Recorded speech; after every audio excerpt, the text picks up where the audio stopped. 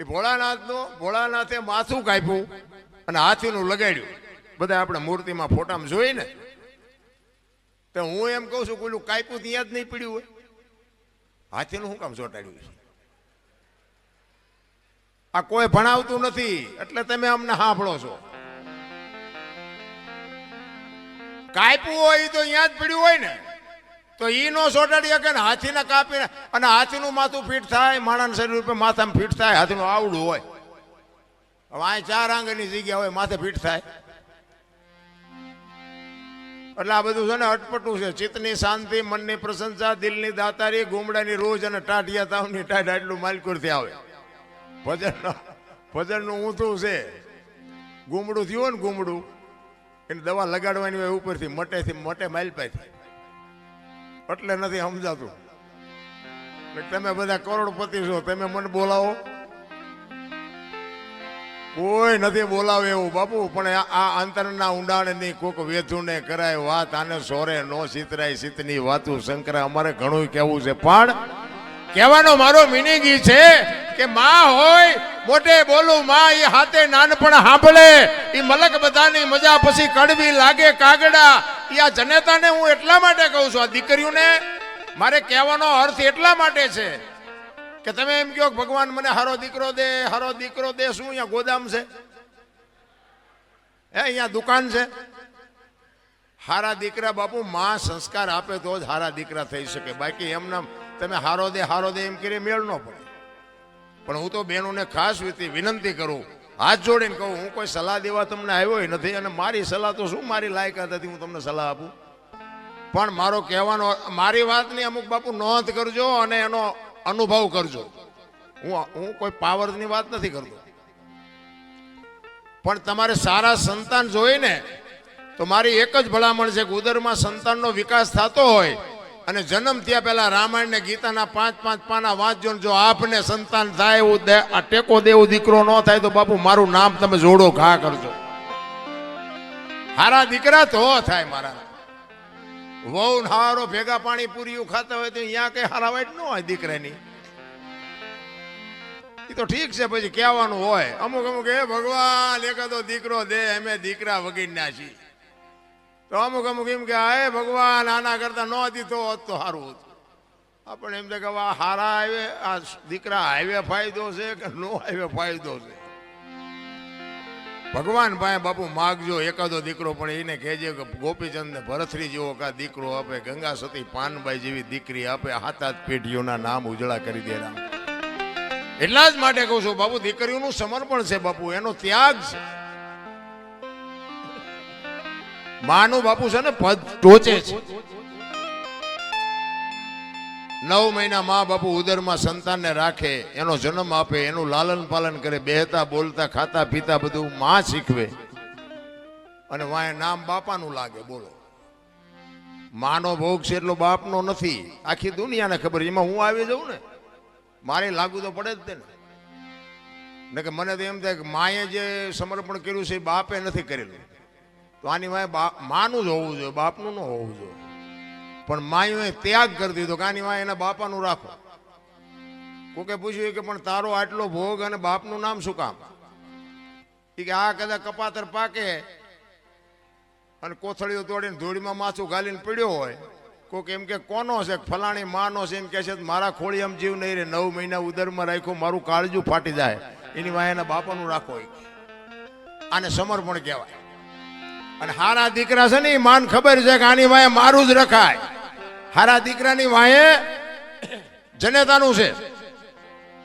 હનુમાનજી કોનો? અંજનીનો. કર્ણ કોનો? કુંતીનો. ભીષ્મ કોનો? ગંગાનો. શિવાજી કોનો? જીજાબાઈનો. ગાંધીજી કોનો? પુતળીબાઈનો. હારા હારા માના બગડેલા અમારા માં છે ને ઉપર બેઠી બધે ધજા મહારાસુર પાવાગઢ ચોટીલા બધે જ્યાં જાવ ત્યાં માં ઉપર બેઠી. શું કામ? મારા સંતાનની નજર રહે એટલા માટે. બાપા બધા ભોંયરામ છે, ત્રંબકેશ્વર ને રફાળેશ્વર ને ભોંયરેશ્વર ને રિયા સલમુદા બે. માન બાપમાં ધરતી. હું તો એમ કહું કે જનેતા જો જીવતી હોય તો એક વાગે હાનનું ટાણું હોય અને માં બેઠી હોય એની પાસે જઈને કોક દીક પૂછજો, માં મારો જન્મ થયો તેથી તને વેદના કેટલી હતી? બાપુ કોક દીક પૂછજો તો તમને માની વેદનાની ખબર પડે. રામ હું કોઈ ભલામણ નથી કરતો. આવા માંડવા નાખો, મંદિર બનાવો, આ કરો તે કરો, હું કોઈને કહેતો નથી. મારો પ્રોગ્રામ ગમે ત્યાં હોય ને હું મારી એક જ હાથ જોડીને વિનંતી કે માન અને બાપને બાપુ જાળવજો. માન બાપ જેવા ભગવાન આ દુનિયામાં ક્યાંય કોઈ છે જ નહીં. અને તમારા મા બાપને તમે નહીં જાળવો ને તમારી પ્રજા તમને નથી જાળવવાની, નથી જાળવવાની, નથી જાળવવાની, લખવું અહીંયા લખી લેજો. તમારા માત પિતાથી તમે છો, મારા માત પિતાથી હું છું. માત પિતા તમે ચૂકી ગયા સેવામાં એટલે સમજી લેજો કે તમે કરોડ રૂપિયાના આસામી હોય તો બેકાર ધૂળ કહેવાય. કારણ કે મને ને તમને આપણા જન્મ વખતની ખબર નથી કે માએ શું વેઠ્યું છે. એ વેદનાની જો આપણને ખબર હોય ને તો આ માવડીઓ રોટલા વગરની આટા નો મારતી હોય. લાખો રૂપિયા કરોડો રૂપિયાના દાન આપે ને ઘરે માન બાપ જો રોટલા વગરના વરાળું કાઢતા હોય, જિંદગીમાં નો ગાડી હાલે. રામ 40 લાખની ગાડી લઈને નીકળે, વાયલી સીટમાં જોવો કૂતરો બેઠો હોય, બોલો લબરક લબરક કરતો. હવે આમાં માને બાપાને બેહર્યા હોય તો અરે અમને સારું જોડું નથી જડ્યો. અમારો દીકરો કેવી ગાડીમાં ફેરવે, જિંદગીમાં કાંટો ન વાગે, કાંટો. રામ કરવાની જરૂર આ તો કે તમને ન ખબર પડે, તમને એમ જ કરે બોલો. એટલે આ નહોતી ખબર એટલે 100 વીઘા રાખી હતી, તું 10 વીઘાના ઉલાળિયા મીડો કરવા. અમને ખબર છે પણ જાવું ક્યાં? અરે મારા રામ માન બાપે તો આપણા જીવન માટે દેહના કોથળા કરી નાખ્યા, કોથળા ભલામણ. મારો દીકરો, મારો દીકરો, મારો દીકરો.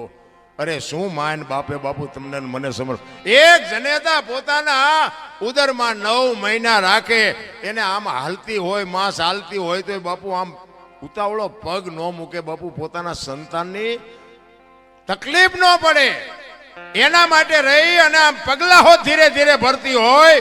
અને જન્મ આપ્યા પછી બાપુ લોહીનું દૂધ કરીને તમને મને પાતી હોય અને આવડો મોટો ઉછેર કરતી હોય. જો માર રોટલા વગેરેની આટા દે, જિંદગીમાં તમારા દાણા જોવરાવો એટલે જોવરાવો. જો કાંઈ તમારો મેળ પડે તો કોઈ દી નો પતે. માના ઋણમાંથી બાપુ કોઈ દી. પછી ઘણા નથી આમ ફોટા માના બાપાના ફોટા મરી જાય ને પછી ફોટા પાય બોલા રોટલા કરી કરીને દેખાડે. અમે કે ધરાવીને પછી જમીશ. આવું ખવડાવ્યું હોત તો 2 વર્ષ જીવે એવું હતું. આ ભૂખ્યા માર્યા છે ને હવે શું ફોટાને દેખાડો છો? ભૂખ્યા માર્યા હોય ને દુનિયાને પછી દેખાવ કરે. આમ થાળીઓમાં રોટલા ને શાક ને દાળ ને ભાત ને મૂકીને પછી આમ ફોટા પાય મૂકે. એમે પેલા ધરાવી, પેલા ધરાવવાનું હતું તાર ધરાવ્યા નહીં નથી. કોકની શમશાન યાત્રા નીકળી હોય તો આમ ભાળી જાય ને કે શમશાન યાત્રા હાલો હાલો ટેકો દે, ટેકો દે. આ ટેકા ન દીધા એમાં જ મર્યા છે. હવે હું ટેકા દેવા હોય? ટેકા હાટું બજારા લબડી રહ્યા હતા.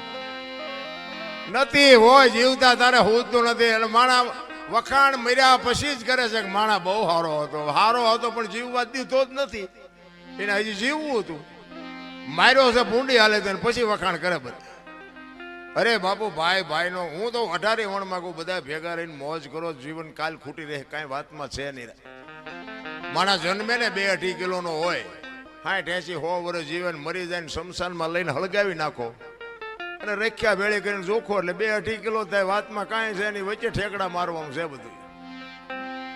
બધું માં તૈયાર ન કરી રાખે. આપણો જન્મ થયા પહેલા જનેતા ઉદરમાં સંતાન હોય અને તરત જ બધું માં તૈયારી કરી રાખે. ખોયા અને ગોદડા અને ઘોડિયા આન તેન બધું માં તૈયાર જ રાખે કે મને ભગવાન કઈક આપશે. એના માટે બધી માએ તૈયારી કરી રાખી હોય. અને 60-100 વર્ષ જીવન પછી જવાનું ટાઈમ થાય તારે બધું તૈયાર જ હોય. લાકડા તૈયાર હોય, ઉપાડનારા હોય, ગોઠવનારા હોય, દિવાળી મૂકનારા હોય, ઘોંકા મારનારા હોય. તા પહેલી ને છેલ્લી 2 તૈયારી છતાં વટલી નહીં કરી રાખી હોય. પણ આ માઇલ પાવલું હું થોડુંક કરે ને, હું થોડુંક ભણી ગયા હોય એમાં વળી ભગવાને થોડુંક ધોરું સાંભળું આપ્યું હોય, થોડાક છૂટા આપ્યા હોય, થોડીક સંપત્તિ આપી હોય તો તમે જોવો તો નકરા ઠેકડા. આપણે કોઈની જરૂર નથી, આપણે કોઈને જરૂર નથી. તું મરીશ તાર 4 જણા નહીં જોવે, હાલીને જઈશ. અહંકાર કહે છે મારે કોઈની જરૂર નથી, અનુભવ કહે છે મારે ચપટી ધૂળની જરૂર છે. બાપુ કોઈ અહંકાર કરવાને કંસ કૌરવ અને રાવણ જેવા દુનિયામાં હતા નહોતા થઈ ગયા. એમની પાસે આપણું એની રજ નથી. ભગવાનને ધ્રુજાવે એવા આ કૃષ્ણ પરમાત્માનો પ્રસંગ છે ને. કૃષ્ણ પરમાત્મા તમે વિચાર કરજો, કંસની તમને એક વાત કરું કે એના બેન દેવકીજી અને વસુદેવ મહારાજ હતા ને, કંસે પાપ બહુ કર્યું હતું, ખોટું બહુ કર્યું હતું, પણ એના બેન બનાવીને બહુ પ્રેમ કરતો હતો. દેવકી માને અને વસુદેવ મહારાજને પ્રેમ બહુ કરતો કંસ. એટલે એકવાર આમ રથમાં બેહાડી, બેનને બનાવીને રથમાં બેહાડી અને આમ બગીચામાં ફરતા હતા. એમાં આકાશવાણી થઈ. એના કર્મનો બાપુ ઘડો ભરાવા આવ્યો ને, એટલે આકાશવાણી થઈ કે કંસ, તું આટલો બધો તારી બેન બનાવીને પ્રેમ કરસ ને, પણ તારી બેનનું 8મું સંતાન જ તારું મોતનું કારણ બનશે. હવે મને કાલ મારી નાખવાના છે એમ કે, એટલે તો પછી બાપુ ફડકા વધી જાય. પછી ઓલો પ્રેમ બધું વયું ગયું, બેન ના બનાવીનો પ્રેમ વયું ગયો. એ કે મને મારી નાખે તો બેન ને બનાવીને શું કરવા, આવો પ્રેમ રાખીને શું કામ? દુનિયા સ્વાર્થી તો છે 100%. એ પછી જેલમાં પૂરા ના કર્યું, તે કર્યું, જે કર્યું હોય. હવે એને વિચાર એવો થયો એ કે મને 8મું સંતાન મારવાનું છે ને, એટલે 7 સંતાન થાય ત્યાં સુધી આપણે કઈ ચિંતા નથી. એટલે એ કે 7 સંતાનને આપણે કાંઈ કરવું નથી, 8મું સંતાન થાય ને ત્યારે એને આપણે જીવવા દેવું નથી. હવે આને આવો વિચાર આવ્યો અને કૃષ્ણ પરમાત્મા વિચાર કરે કે હારો આ જો 8 મારે ને તો જ મોતનો ઘડા એનો ભરાય એવું છે ને, આને હારો વિચાર આવ્યો. આ હાથ નો મારે તો મારી આકાશવાણી ખોટી પડે અને ઘડો પૂરો ભરાય નહીં, અને ભરાણા પહેલા હું મારું તો મારો અન્યાય કહેવાય. હારો આને વિચાર હારો કેમ આવ્યો? આ જો 8 ને મારી નાખે તો જ એનો ઘડો સંપૂર્ણ ભરાય ને તો જ હું એને મારી શકું. મારી આકાશવાણી એને મેં એ કરીશ. ભગવાન મૂંઝાણા કે હવે શું કરવું? એમાં નારદજી આવ્યા. એ કે શું પ્રભુ ચિંતા કરો છો?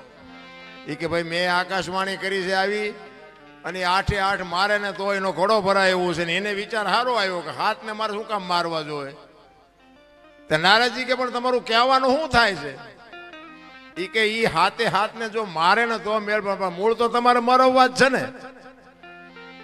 તમારે ન ખોટું કરવું હોય પણ દુનિયા તમને ખોટું કરાવે. મૂળ તો એ કે મરવી જ નાખવા છે ને, એ તો હું મરવી નાખી, તમે શું કામ મૂંઝાવશો? એ કે એ નારદજી આવ્યા ને તો કંસ આખી સભા ભરીને બેઠો હતો. એટલે નારદજીને જોયા ને એટલે કંસ સામો આવ્યો, પધારો પધારો ભૂદેવ પધારો. એ કે શું આવડી મોટી સભા ભરીને બેઠા છો? એ કે ભાઈ એક પ્રશ્ન મૂંઝાણો. એમાં સભામાં અડધા એમ કે મારી નખાય, અડધા એમ કે ભાઈ નો મરાય, 7 ને હું કામ મારવા જોઈએ? એટલે નારદજી આવ્યા. એ કે ભાઈ અમને પ્રશ્ન મૂંઝવે છે, આવી રીતની વાત છે, આમાં શું કરવું? અડધા કહે છે કે મારી નખાય 7 ને, અડધા એમ કે છે કે નો મરાય. તમારું શું કેવું? તમે જે નિર્ણય કરો. એ કે હું તો તમને નિર્ણય કરાવું, પણ તમે શું નક્કી કર્યું? કંસ કે પણ મેં તો એ નક્કી કર્યું છે કે 8મું સંતાન મને મારવાનું છે, એવી આકાશવાણી થઈ છે. તો 8મા સંતાનને મરવાનું, તો 7 ને મારે શું કામ મારવા જોઈએ? નારદજી કે ઈ જ તમારી ભૂલ છે. 8 ને મારી જ નખાય. એ કે પણ તમે વિચાર તો કરો, એને ભગવાન એવું બોલ્યા છે કે 8મું સંતાન તો 1 2 3 4 5 6 7 પછી જ 8 આવે ને. 7 ને મારવાનો અરજ શું? એ કે તમે નહીં સમજો, હું તમને સમજાવું. એ કે આમ દિવાલ ઉપર લીટા કરો. જો આ નારદજી બાપુ ખોટું જે કરાવવા વાળા હોય ને, એ તમને ગમે ઊંધા કાન પકડાવીને તમને ખોટું કરાવે. નારદજી કે આમ તમે લીટા કરો. આમ લીટા કરાવ્યા 8. એ કે લીટા હું કામ? એ કે હું તમને કહું એમ કરો ને. એ આમ 8 લીટા કરાવ્યા. એ કે ગણો. એટલે આમ ગણ્યા 1 2 3 4 5 6. એ કે 8મો આ થયું ને? તો કે હા. કે તમે આઈનપાથી ગણ્યા ને ભગવાન છે કે આઈનપાથી ગણશે તો? એ કે તો હારું પેલું રહ્યું એ જ મન મારી નાખે.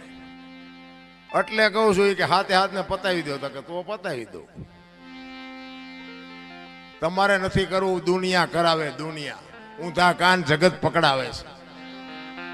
કોઈને બાપુ એવું કરવું જ નથી. મારો કહેવાનો મિનિંગ બાપુ આ ઇતિહાસ છે ને બધું ગૂઢ ઇતિહાસ છે. કારણ કે નકે તમને મને વિચાર આવે કે જો આ સંતાનની બીકથી કંસને બાપુ આટલી બધી તકલીફ પડી હોય તો આ જેલમાં હું કામ, જેલમાં બેન ભેગા હું કામ પૂરે? આ બધી અટપટી વાત છે. એટલામાં બહુ ઊંડું ઉતરે જેવું નથી. એટલા માટે મારે એક માની વાણી કરવી છે. તમારી જેવી મોજ છે એવો આનંદ કરાવીશું.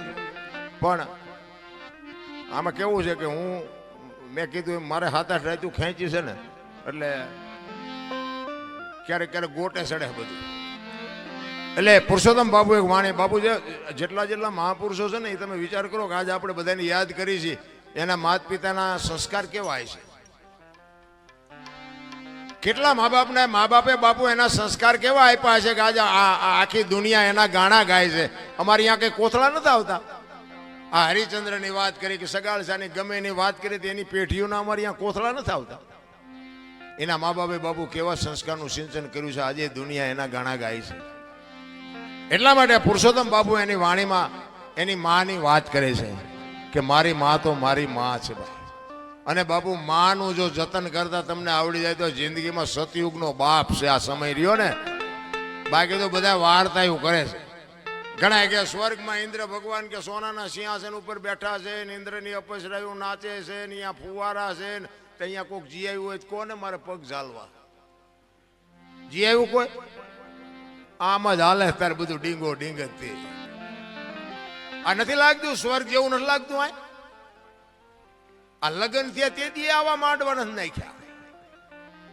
લ્યો આદર દહીશ પડે તો આમાં જા ખબર પડે એવું છે. ઓલા તો ઘર એવા હતા વરસાદ થાય તો આખા ઘરના બકડિયા લઈને રખડતા દંદુડિયું જ થતી હોય એટલે હું ઉચારે. લ્યો આ સ્વર્ગનો બાપ નથી. સ્વર્ગ કરતા સોહામણું નથી. આ છેલ્લા માણા બેઠા નિરાય દે કદાચ 25 ઇંચ વરસાદ પડે તો આ કઈ ફેર પડે એવું છે. આટલી ખુરશીઓ ને આટલા સોફા. અરે બાપુ હારું ગોદડું નથી જડ્યું તોય હજી રોવે જ છે બધા. અમારે બે કઈ નથી. ઓલા માગણ આવે ને એ બાપા કઈક દો એ બાપા કઈક આગળ જા આગળ. આટલું આપ્યું તો એમ જ કરે આગળ જા આગળ. હવે આગળ ઠેઠ સુધી તારા જેવા જ છે. દેને બટકું રોટલો દેને નહીં મરી જા. બધા આ જ વાત છે. તેથી કાંઈ નહોતું ને બાપુ આપણા માવતર બાપુ અડધો રોટલો હોય ને એમાંથી અડધો આપતા હતા. હવે અત્યારે મૂક્યાનો માર્ગ નથી ત્યાં ડેલી આડી કરે. દવાખાને દેવા જવું પડશે. ઓલો તો હિસાબ કરી જ નાખશે. એમાં કઈ હાલવાનું નથી રામ. એ બધું રેડી કમ્પ્લીટ જ રાખે છે. મેં તો કહે જે કંઈક મોકે વાપરો કંઈક સમયે વાપરો. જ્યાં ત્યાં નહીં પણ વ્યવસ્થિત જગ્યાએ કંઈક વાપરો તો દવાખાના ઓછા આવશે. પૈસા જ્યાં વધુ છે ને જ્યાં પૈસા વધારે આવે ને પૈસા હારે જ રોગ આવે. લખવું જ લખલી. જ્યાં તમારા પાસે પૈસા ન હોય ને ત્યાં તમે ગમે એવા લઠ્ઠા લો ને તો કઈ થાય જ. કરોડપતિ છે ને એવડે 8 દી ને 8 દી બીપી મપાવે લ્યો. અને દવાખાને જાય ને તો એ ડોક્ટર એક જ વાત કરે દાળ ભાત સિવાય કાંઈ ખાધું જ મર્યો. હવે શું પૈસાને શું કરવા. અને આ ઝૂંપડા મર્યો તમે જુઓ. માગીને ખાય આખી દુનિયામાંથી માગીને રોટલા લાવે ગટરોમાંથી પાણી પીવે. કોઈ દી થાય શકે. ઘણા પાછા શું કે અત્યારે આ બધો ખોરાક એવા થઈ ગયા ને આમ એવું થઈ ગયું. એ ઝૂંપડામાં રહીને શું દુકાનો નોખી છે.